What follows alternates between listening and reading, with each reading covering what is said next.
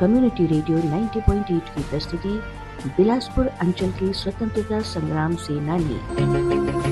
आलेख रामाधार देवांगन। सहयोग बिलासा कला मंच।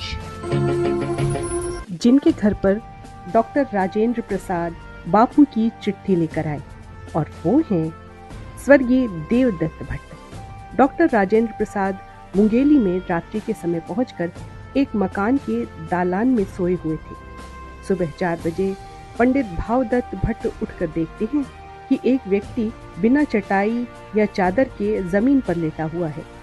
भट्ट जी ने पूछा, आप कौन हैं? राजेंद्र प्रसाद जी ने कहा, मैं गांधी जी का संदेश वाहक हूँ। यह मकान देवदत्त भट्ट का है ना? भावदत्त भट्ट ने कहा, जी हाँ, बताइए क्या काम है? डॉक्टर राजेंद्र प्रसाद ने एक पत्र देवदत्त भट्ट के लिए भावदत्त भट्ट को दिया। यह पत्र महात्मा गांधी का था, जिसमें देवदत्त भट्ट को सत्याग्रह करने के लिए लिखा गया था। पत्र देने के बाद डॉक्टर राजेंद्र प्रसाद तुरंत भोर में ही पथरिया के लिए निकल गए। भावदत्त ने उन्हें रोकने की कोशिश की, मगर वे रुके नहीं। पंडित देवदत्त भट्ट को जानकारी हुई कि उनके नाम महात्मा गांधी का संदेश आया है। बड़े भाई भावदत्त भट्ट ने पत्र प्राप्त कर सुबह निर्देशानुसार जरहा गांव के लिए भट्ट जी निकल गए और वहां सत्याग्रह किया। इस तरह पंडित देवदत्त भट्ट को मुंगेली तहसील का प्रथम सत्याग्रही होने का गौरव प्राप्त हुआ। यह वाकया 1940 का है। आज़ादी की स्वर्ण जयंती वर्ष पर इस अंचल के महान सत्याग्रही स्वतंत्रता संग्राम सेनानी पंडित देवदत्त भट्ट को विस्मृत नहीं किया जा सकता। प्रखर वक्ता, गांधीवादी, राष्ट्र प्रेमी भट्ट जी के पूर्वज मूलतः गुजरात के खेड़ा नामक स्थान से संबंधित थे। भट्ट परिवार 20वीं सदी के आरंभ में गुजरात में भीषण अकाल के कारण भटकते हुए मुंगेली आया था। भट्ट जी के पूर्वजों ने सबसे पहले पन्ना की हीरा खदान में काम किया, फिर वहां से चलकर दमोह के बाद सागर और फिर जबलपुर तक का सफर तय किया। लेकिन उन्हें जबलपुर रास नहीं आया। पूर्वज मंडला आ गए। मंडला में कुछ समय तक रहकर अंतिम मुकाम मुंगेली की धरती को बनाया। यहाँ आकर एक गुजराती परिवार रच बस गया। भट्ट जी के पिता श्री कृष्ण भट्ट ने कोष्टापारा में पुत्री शाला खोली। अब यह शाला भट्ट परिवार का निवास स्थान है। पंडित देवदत्त भट्ट का जन्म मुंगेली में संवत 1963 अश्विनी शुक्ल पक्ष 15 को हुआ। उनकी शिक्षा 7वीं हिंदी और अंग्रेजी की 4थी कक्षा तक हुई। आयुर्वेद के क्षेत्र में उन्हें वैद्यक प्रमाण पत्र भी प्राप्त हुआ। पंडित देवदत्त भट्ट स्कूली जीवन से ही राष्ट्र प्रेम की भावना से ओतप्रोत थे। वे महात्मा गांधी के आह्वान पर 1922 में ही स्कूल का परित्याग कर आंदोलन में कूद गए थे। स्कूल की हड़ताल करा देने की वजह से 10 बेंत की सजा हुई। पिता श्री कृष्ण भट्ट मुंगेली में प्रतिष्ठित व्यक्ति के रूप में स्थापित हो गए थे। दृष्टिहीनता के शिकार हो जाने के कारण उन्हें देवदत्त रोज अखबार पढ़कर सुनाया करते थे। पिताजी श्री कृष्ण भट्ट बालक देवदत्त भट्ट को हर दिन अखबार पढ़ने के लिए कहते। रोज रोज अखबार पढ़ने के कारण देश में घटने वाली घटनाओं का उन पर प्रभाव पड़ा। युवावस्था को प्राप्त होने पर एक प्रखर क्रांतिकारी वे बन गए। 1940 में सत्याग्रह के पश्चात अंग्रेज सरकार ने उन्हें 20 जनवरी 1941 को गिरफ्तार कर लिया और 11 माह की सजा दी गई। साथ ही 300 रुपए का अर्थदंड भी दिया गया। भट्ट जी को नागपुर केंद्रीय जेल में रखा गया था। 1942 में महान अगस्त क्रांति का भी समय आया। इस दौरान भी उन्हें गिरफ्तार किया गया और अज्ञात जगह ले जाया गया। पंडित देवदत्त पूर्णतः गांधीवादी थे। गांधी जी के निधन पर उन्होंने गांधी स्मारक निधि के लिए तहसील से 73,000 रुपए इकट्ठा किए। बाद में यह रकम शासकीय कोषालय में जमा की। भट्ट जी 1926 से 1944 तक तहसील कांग्रेस कमेटी के मंत्री रहे।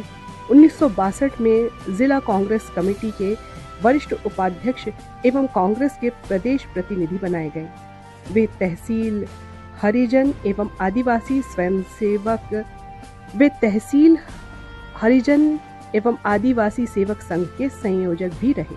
उन्होंने इस दौरान सामाजिक एवं राजनैतिक चेतना जगाने में महत्वपूर्ण भूमिका निभाई। आचार्य विनोबा भावे के भूदान आंदोलन में सक्रिय भाग लिया। भट्ट जी ने शंकर राव देव के साथ तहसील की पैदल यात्रा की।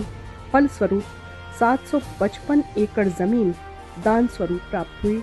यह जमीन बाद में गरीबों में बांट दी गई। भट्ट जी खादी ग्रामोद्योग आंदोलन में बढ़ चढ़कर हिस्सा लिया करते थे। मुंगेली में खादी भंडार की स्थापना उन्होंने की। विदेशी वस्त्रों के बहिष्कार आंदोलन के दौरान खादी को भट्ट जी ने प्रतिष्ठित किया। भट्ट जी का आचार्य विनोबा भावे, शंकर राव देव, स्वर्गीय पंडित हरिशंकर शुक्ल, स्वर्गीय पंडित द्वारिका प्रसाद मिश्र, सेठ गोविंद दास, ठाकुर छेदीलाल बैरिस्टर के वे प्रत्यक्ष संपर्क में थे।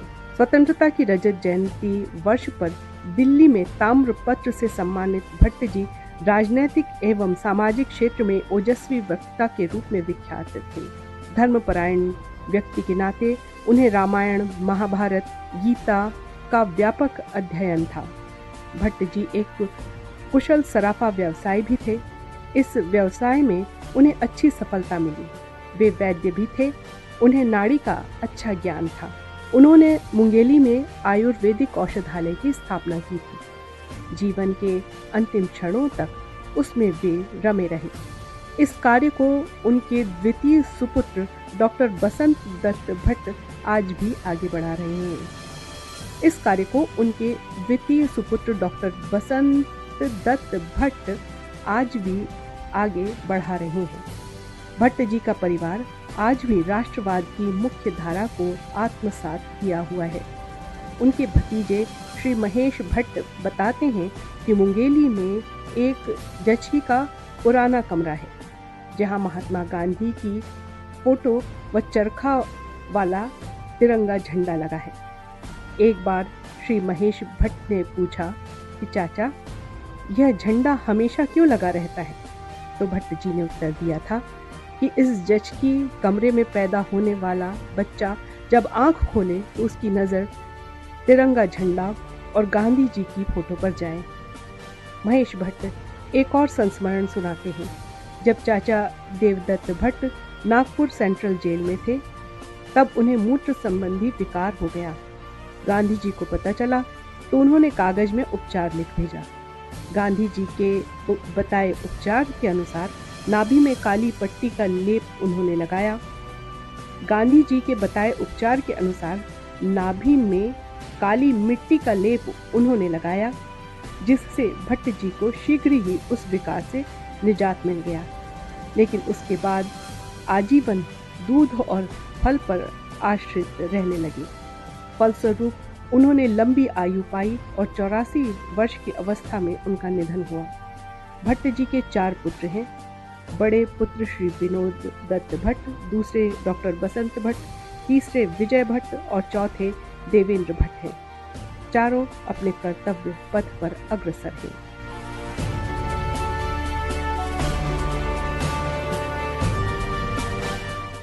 रामाधार देवांगन के इस आलेख का वाचन कर रही थी मीनू सिंह। ये प्रस्तुति थी Arpa community radio 90.8 FM Bilaspur की। रंग में